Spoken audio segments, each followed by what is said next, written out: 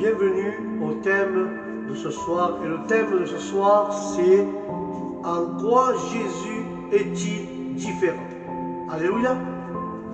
Et tout d'abord, je vais partager avec vous ce thème « En quoi Jésus est-il si différent ?» Et je vous raconte une petite anecdote qu'il y avait un pasteur qui s'entretenait avec un groupe de personnes aux États-Unis et il a demandé un avis qui était Jésus-Christ. Il a demandé un avis aux gens de ce groupe qui était Jésus-Christ. Et la réponse fut, les gens qui étaient avec nous dans ce groupe, leur réponse était un grand leader religieux. Et ce pasteur disait qu'il était d'accord avec eux, que Jésus-Christ est un grand leader religieux, mais il croyait qu'il était bien plus encore. Les hommes et les femmes à travers les âges, frères et sœurs, ont été divisés sur la question « Qui est Jésus ?» Pourtant, et pourquoi, frères et sœurs, tant de conflits à propos d'un seul individu? Pourquoi son nom, plus que celui d'aucun d'autre leader religieux, subsiste-t-il de irritation? Comment se fait-il que l'on puisse parler de Dieu sans que personne ne s'en émeuve, mais qu'il la seule allusion et fait la seule allusion à Jésus? Les personnes si souvent veulent clore la conversation ou se mettre sur la défensive. Et j'ai mentionné quelque chose concernant Jésus à un chauffeur de taxi, a dit ce prédicateur. À un chauffeur de taxi, il lui a dit, aussitôt il m'a dit, je n'aime pas discuter de religion et surtout pas de Jésus. Quand le pasteur avait posé la question. Et en quoi Jésus était différent d'autres leaders religieux? Pourquoi le nom de Bouddha, Mahomet ou Confucius offre-t-il pas les gens? Ils n'offensent pas les gens plutôt. Pourquoi les noms de Bouddha, Mahomet ou Confucius n'offensent pas les gens? Parce qu'ils ne sont pas targués d'être Dieu. Alors que Jésus l'a fait, c'est ce qui rend si différent des autres leaders religieux. Alléluia. Et là, frères et sœurs, nous voyons qu'il ne fallut pas longtemps à ceux qui connaissèrent Jésus pour l'apercevoir qu'il émettait des prétentions stupéfiantes, car à sa personne, il devient clair qu'il prétendait à juste titre d'être qu'un simple prophète ou un docteur de la loi, en toute évidence. Il s'attribuait la divinité. Il se présentait comme la seule voie d'accès à une relation avec Dieu, la seule source de pardon de péché et le seul moyen de salut. Voilà qui, aux yeux de bien beaucoup de gens, est trop exclusif, trop étroit pour qu'ils acceptent d'y croire. Cependant, la question n'est pas ce que nous voulons bien penser ou croire, mais plutôt ce que Jésus prétendait d'être. Quand disait le texte du Nouveau Testament, nous entendons souvent l'expression « la divinité de Christ ». Cela signifie que Jésus-Christ est Dieu. Saint commentaire dans un ouvrage défini comme Dieu, comme esprit indéfini et parfait dans lequel toutes choses trouvent la source et leur subsistance à leur fin. Cette définition de Dieu est vraie pour tous les théarites, y compris les musulmans et les juifs. Les théistes enseignent que Dieu est personnel et que l'univers fut conçu et créé par lui. Dieu présentement le maintient et le gouverne. Le théisme chrétien ajoute un point supplémentaire à la définition ci-dessous. Et qui fut incarné en Jésus de Nazareth. En effet, Jésus-Christ est le nom, est un nom et un titre. Le nom de Jésus est dérivé de la forme grecque du nom de Jésuah ou Josué, qui signifie Jéhovah. Jéhovah Sauveur ou l'Éternel sauve. Le titre de Jésus-Christ est dérivé du mot grec pour Messie ou en hébreu Machia. Dans le livre de Daniel, frères et sœurs, qui dans Daniel 9.6, frères et sœurs, le déclare aussi loin. Le livre de Daniel 9.6, si vous avez une Bible. Le livre de Daniel 9.26, frères et sœurs.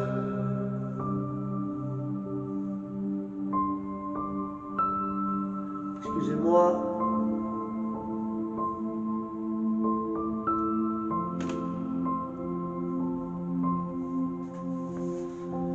Dans le livre de Daniel 9.6,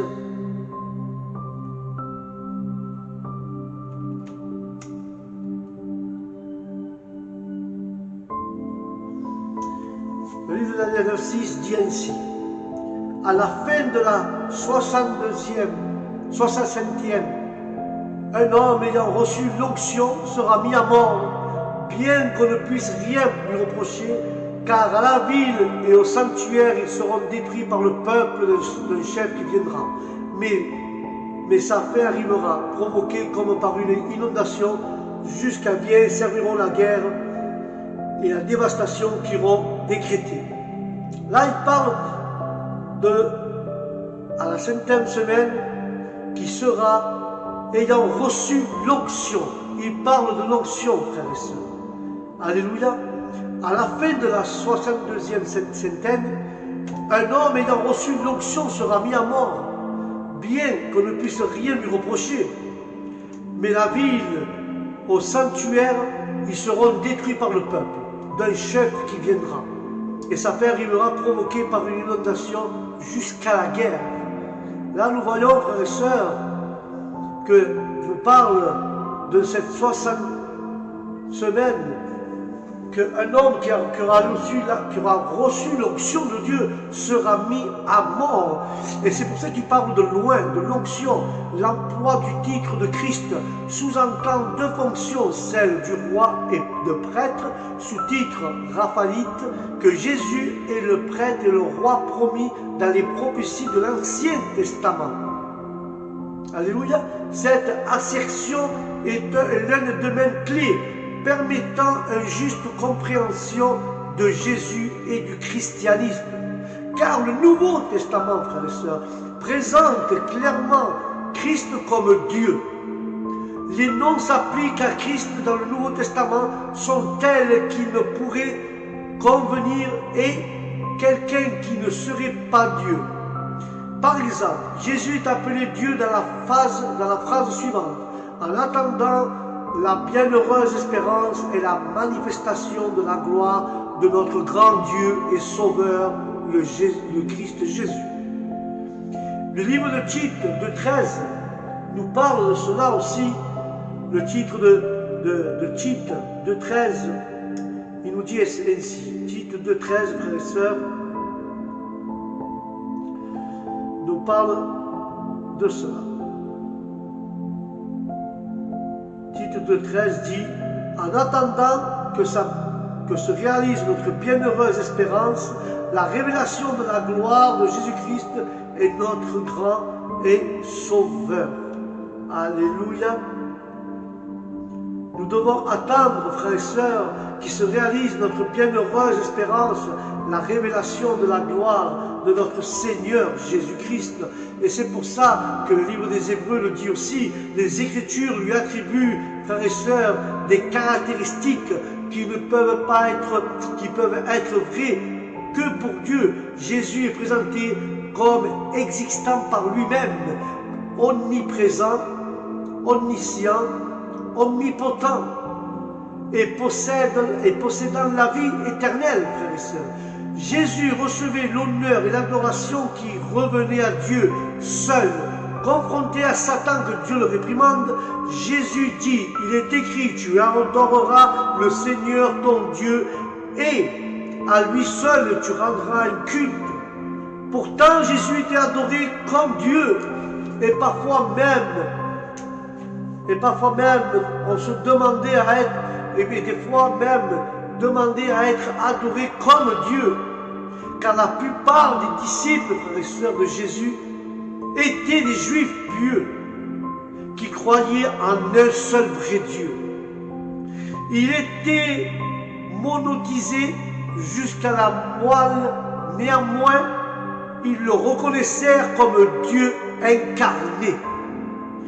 Paul, par sa éducation rabbinique, a poussé et était encore moins disposé à attribuer la divinité à Jésus, à adorer un homme d'originaire de Nazareth et l'appelant Seigneur. Et c'est pourtant exactement ce qu'il fit. En disant ce qui suit, il reconnaissait l'agneau de Dieu en parlant de Jésus comme Dieu.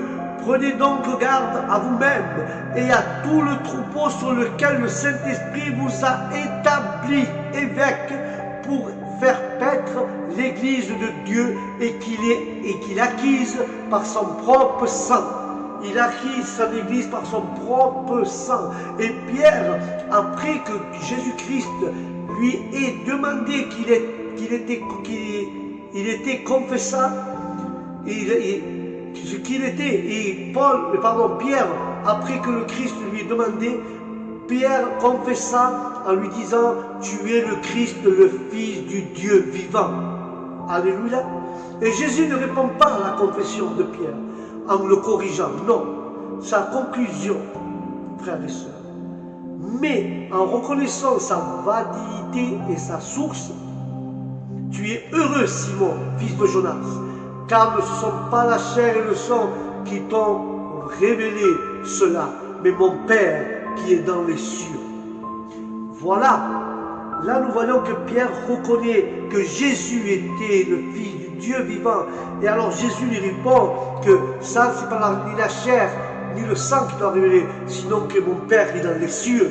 Donc Jésus était Dieu. Et que nous voyons l'histoire de Marthe, une amie intime de Jésus, qui lui déclara: je crois que tu es le Christ, le Messie, le Fils de Dieu. Il eut également Nathanaël, qui ne croyait pas sur quelque chose de bon puisse venir de Nazareth. Il reconnut que Jésus était le Fils de Dieu et le roi d'Israël. Et pendant qu'on lapidait à Étienne, il priait et disait: Seigneur Jésus, reçois mon esprit. Et l'auteur des Épîtres aux Hébreux l'appelle Christ Dieu lorsqu'il écrit: mais au Fils, il dit: ton trône, ô Dieu éternel. Et Jean le Baptiste, frères et sœurs, annonça par ses paroles la venue de Jésus. L'Esprit Saint descendit sur lui sous forme corporelle comme une colombe, et il vint sur une voix du ciel, et il entendit une voix du ciel en disant: tu es mon Fils, mon bien-aimé, objet de mon affection. Puis bien sûr, nous avons la confession de Thomas. Thomas, mieux connu comme le douteur. C'est peut-être un étudiant gradué, mais voici ce qu'il dit: si je ne mets pas mon doigt à la place des clous, je ne le croirai pas. Je me reconnais en Thomas. Il disait: dites donc, ce n'est pas tous les jours que quelqu'un ressuscite d'entre les morts. On prétend être Dieu incarné, et il me faut des preuves. 8 jours après, une fois que Thomas avait fait part aux autres disciples de ses doutes concernant Jésus, Jésus vient à eux, les portes étant fermées, et debout au milieu d'eux, il leur dit: que la paix soit avec vous. Puis il dit à Thomas: avance ici ton doigt, regarde mes mains, avance aussi tes mains et mets-la dans mon côté, et ne sois pas incrédule, mais crois. Et Thomas lui répondit: mon Seigneur et mon Dieu Jésus. Et lui dit: parce que tu as vu, que tu as cru. Heureux ceux qui n'ont pas vu et qui ont cru. Car Jésus accepta que Thomas le reconnaisse comme Dieu. Il reprit Thomas pour son incrédulité, non pour son adoration. Un critique pourrait objecté que toutes ces choses et toutes ces références, frères et sœurs, concernant ce que d'autres ont dit de Christ et non ce que Christ a dit de lui-même, l'accusation habituelle rencontrée dans la salle des classes, c'est que Christ était incompris à ceux de son temps, comme aujourd'hui de nos jours, où d'autres thèmes, Jésus en fait et ne prétendait pas être Dieu Jésus. Pour ma part, je pense le contraire et crois que la divinité du Christ émane directement des pages du Nouveau Testament. Les références abondent à leur bon sens et clair.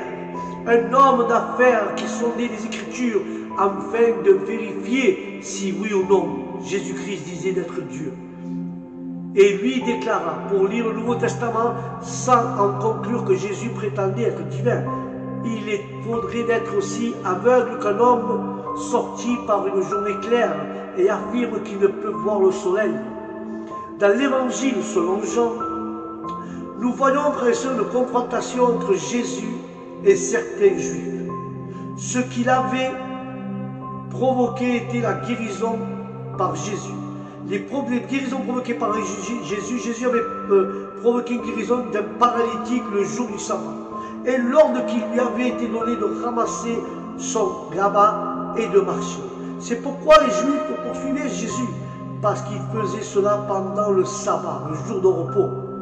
Mais Jésus leur répondit, « Mon Père travaille jusqu'à présent, moi aussi je travaille à cause de cela. » Et les Juifs cherchaient encore plus à le faire mourir, non seulement parce qu'il violait le sabbat, mais parce qu'il disait que Dieu était son propre Père, se faisant lui-même égal à Dieu. Vous me direz peut-être, voyons, je peux déclarer, non, Jésus a dit comme cela, il a déclaré cela. Mon Père travaille jusqu'à présent et moi aussi je travaille. Et alors, cela ne prouve rien.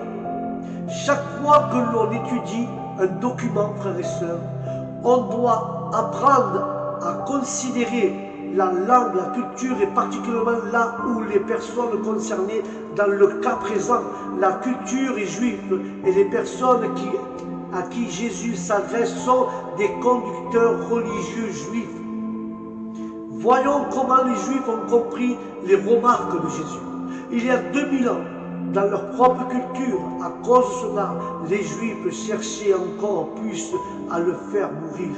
Non seulement parce qu'il a violé le sabbat, mais parce qu'il disait, frères et sœurs, il se disait qu'il était Dieu et Dieu était son propre Père, se faisant ainsi lui-même égal à Dieu. Et pourquoi une réaction aussi violente? La raison la voici. La raison est que Jésus a dit mon Père et non notre Père. Avant d'ajouter travail jusqu'à présent, en utilisant ces deux expressions, Jésus faisait lui-même égal à Dieu, en s'associant à son activité. Les Juifs l'appelèrent pas Dieu, mon Père. Où ils le faisaient, ils ajoutaient la qualificatif qu'il est aux cieux. Pourtant, ce n'est pas ce que Jésus avait fait. Il avait émis une prétention sur laquelle les Juifs ne pouvaient ne méprendre en appelant Dieu mon Père. Mais Jésus sous-entendait également, et pendant que Dieu travaillait, lui, le Fils travaillait aussi. Encore une fois, les Juifs comprenaient l'implication qu'il était le Fils de Dieu. Comme le résultat de cette déclaration, la haine des Juifs augmenta alors qu'ils avaient surtout cherché à le persécuter. Alléluia. Et en ce moment-là, ils commencèrent à vouloir le tuer. Mais Jésus, frères et sœurs, non seulement il prétendait d'être égal avec Dieu, l'appelant son Père, mais encore il soutenait qu'il était avec le Père. Lors de la fête de la dédicace de Jérusalem, Jésus fut abordé par quelques chefs religieux et qui lui demandaient s'il était le Christ. Et Jésus conclut les observations qu'il leur fit par ces mots. Moi et le Père, nous sommes un.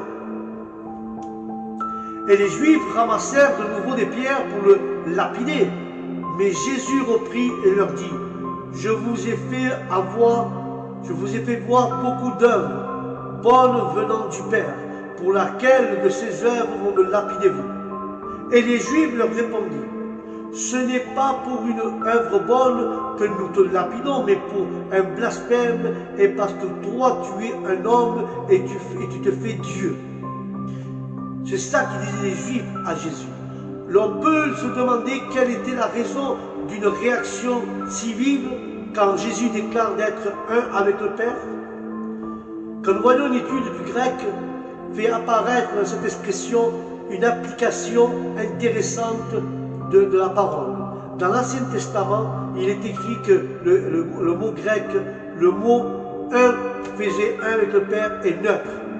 Un, c'est un mot neutre, non masculin. Et il ne signifie pas un par la personne ou par l'intention, non, mais plutôt un par l'essence. Un par l'essence ou par nature. Moi et le Père faisons un, une essence, une nature, l'unité. Alléluia. Cette affirmation, puis il ajoute cette affirmation tranchante, couronne la prétention de Christ, commençant la relation entre le Père et lui-même, le Fils. Celle-ci soulève chez les pharisiens une colère incontrôlable.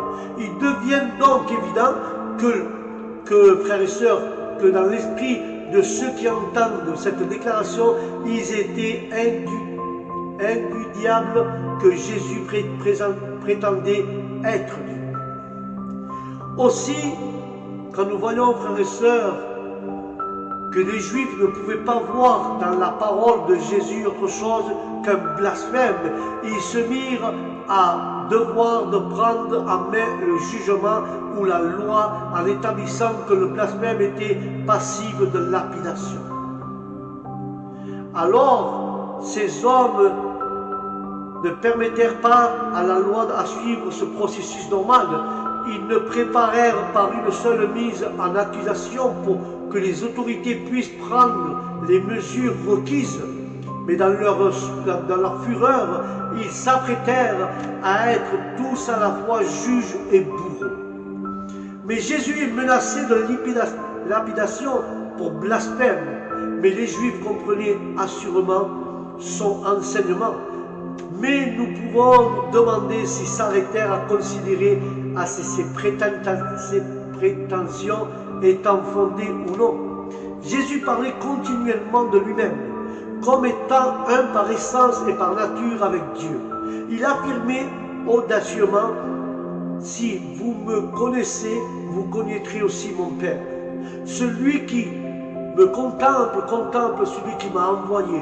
Celui qui a de la haine pour moi a aussi de la haine pour mon Père, afin que tous ceux honorent le Fils comme ils honorent le Père. Celui qui n'honore pas le Fils n'honore pas le Père qui l'a envoyé. Ces références bibliques montrent indiscutablement que Jésus se considère comme plus qu'un simple homme et bien plutôt comme égal à Dieu. Ceux qui disent que Jésus était seulement plus proche de Dieu ou plus intime avec lui ou que d'autres, eh bien, mes frères et sœurs, on aurait besoin de réfléchir un peu. Si cette déclaration qu'il fit, si vous n'honorez pas comme vous nous honorez le Père, vous déshonorez à tous les deux. En général, c'est ça qu'il a voulu dire lors d'une conférence, frères et sœurs. Un professeur a interrompu cette conférence et dit que le seul évangile où Jésus a prétendu être Dieu était l'évangile de Jean qui fut le dernier écrit. Mais puis il affirma que l'évangile de Marc est le plus ancien des quatre, non mentionné nulle part que les prétentions de Jésus à la divinité. Il est évidemment que cet homme n'avait jamais lu Marc, ou alors n'avait pas prêté grande attention à ce qu'il lisait. En réponse, quand nous voyons l'évangile de Marc où Jésus se déclarait capable de pardonner les péchés, Et Jésus voyait leur foi et dit au paralytique, mon enfant, tes péchés te sont pardonnés. Alléluia. D'après la loi juive, frères et sœurs, c'était là quelque chose que seul Dieu pouvait faire. Alléluia. Car Dieu seul pouvait pardonner. Les scribes demandèrent comment cela parle-t-il ainsi? Il blasphème. Qui peut pardonner les péchés si seulement Dieu seul peut le faire? Alors Jésus les interrogea sur ce qui était le plus facile. Dire tes péchés te sont pardonnés ou dire lève-toi et marche. Alors, selon les commentaires bibliques, une question à laquelle on peut répondre, les deux assertions sont aussi simples à faire, mais mettre l'une ou l'autre en pratique retient et requiert la puissance divine. Bien entendu, un imposteur voulant éviter d'être démasqué trouvait la première plus facile. Alors Jésus se mit en devoir de guérir le malade afin de faire savoir qu'il avait l'autorité pour traiter la cause. Alors le voilà accusé de blasphème par les leaders religieux. Nul au monde n'a autorité pour pardonner les péchés, lui dit-il, ni le droit de les faire. Nul ne pouvait pardonner les péchés, sauf celui contre lequel il avait péché. Lorsque Jésus pardonnait les péchés, comme assurément il le fait, il l'exerçait par une prérogative humaine, puisque nul peut le faire, seulement Dieu peut pardonner les péchés, et la démonstration est concluante. Christ, parce qu'il pardonnait les péchés, c'était Dieu, car seulement Dieu pouvait pardonner les péchés. C'est Christ s'est permis de pardonner les péchés, car il était Dieu et pouvait pardonner les péchés.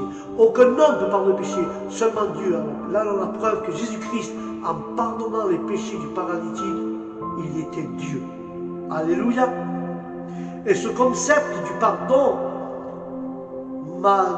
il y a longtemps que nous voyons cela et ça nous tracassait parce que je ne comprenais pas. Mais un jour, dans une classe, un philosophe a répondu à une question sur la divinité de Christ.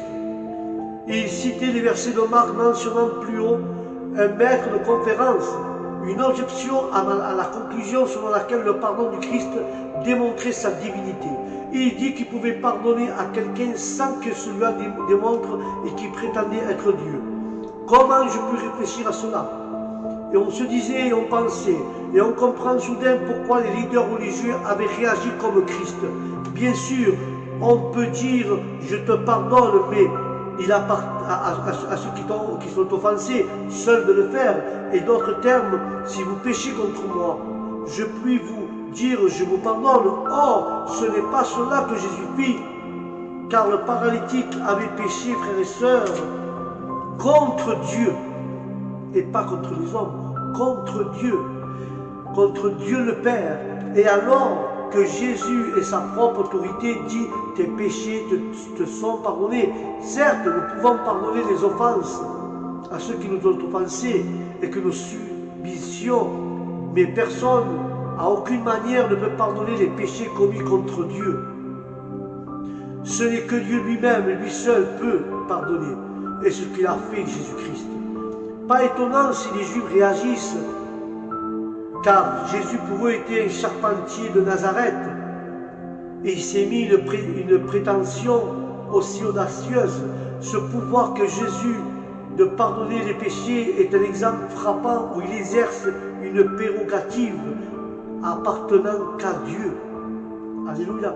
En outre, dans l'évangile de Marc, nous avons le récit du jugement de Jésus.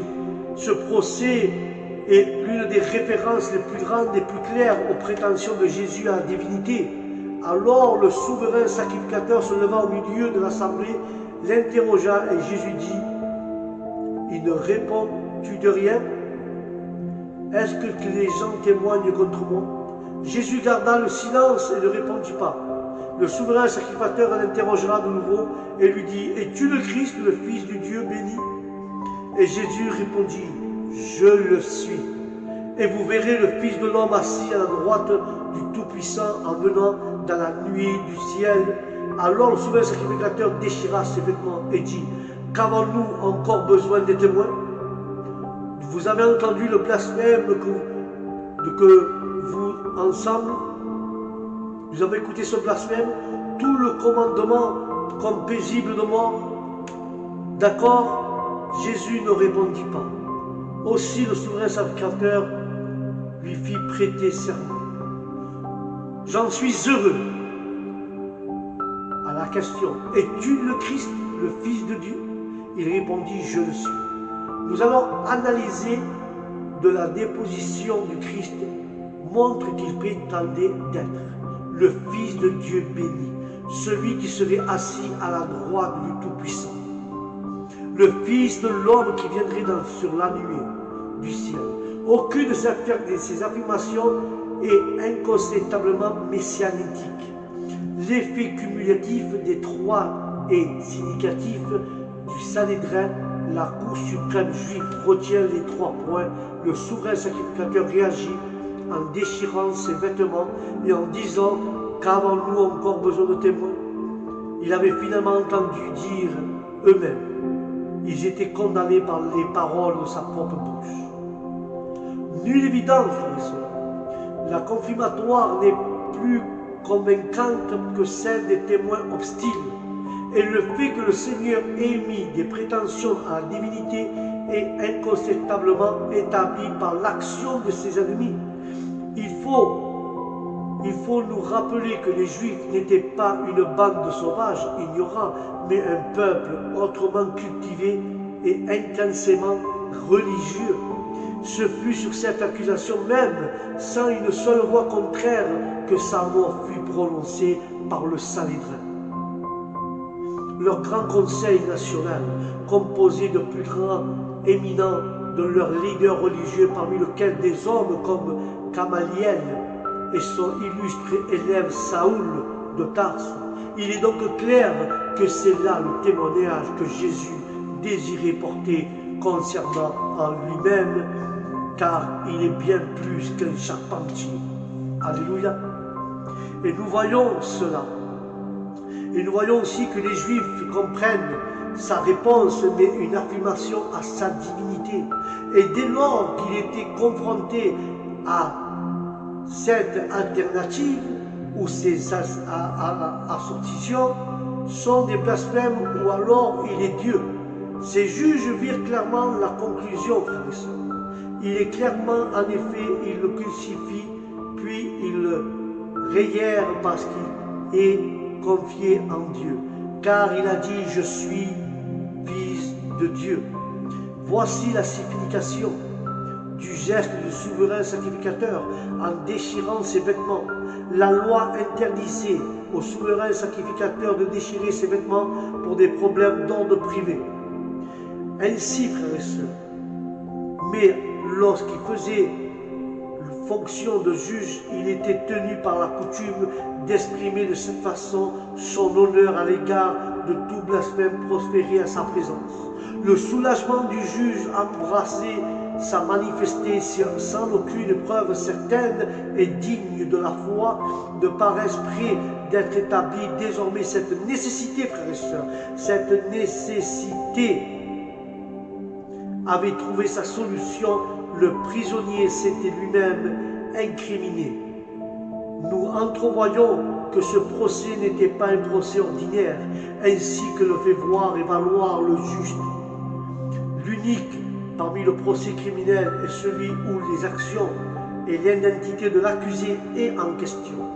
L'accusation, frères et sœurs, criminelle portée contre le Jésus-Christ, la confession ou le témoignage, ou plutôt l'acte en présence de la cour par lequel il fut déclaré coupable, sont et l'interrogatoire par le gouvernement romain, l'inscription, la proclamation sur la croix, à l'heure de son exécution, tout cela ne traite que de la seule question de la véritable identité et dignité de Jésus-Christ.